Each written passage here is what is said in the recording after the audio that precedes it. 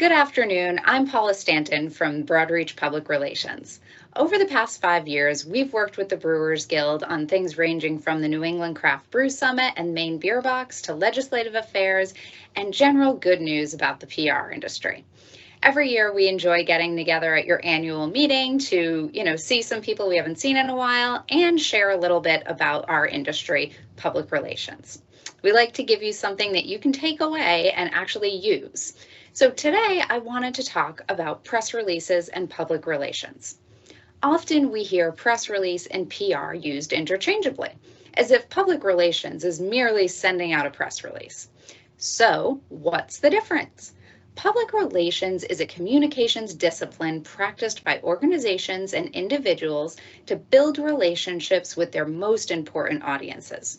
Public relations involves identifying the right audiences, crafting and communicating clear and compelling messages, protecting reputation, and building long-term positive relationships between an organization and its stakeholders.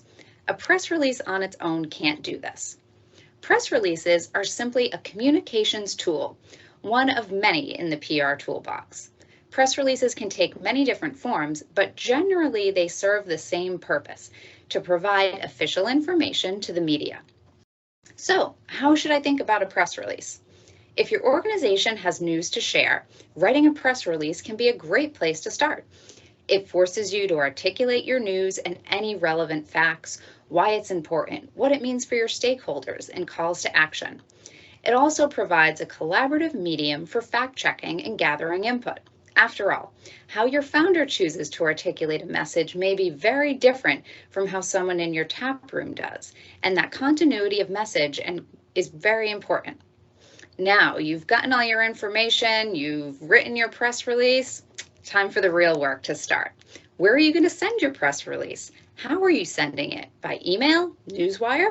What are you expecting the outside world to do with this information? How do you expect them to react? How will you make sure your news gets seen? How are you planning to track who picks up your news? And how will you measure the impact of this news? And most importantly, what happens if you get questions the press release doesn't answer or that you haven't really thought through or weren't quite ready to answer? These are all a few of the things to think about when you're sending out a press release, and just trying to show that it's not just merely hit send and sit back, relax. I hope this really gives you a better idea of public relations as a practice and press releases as a tool.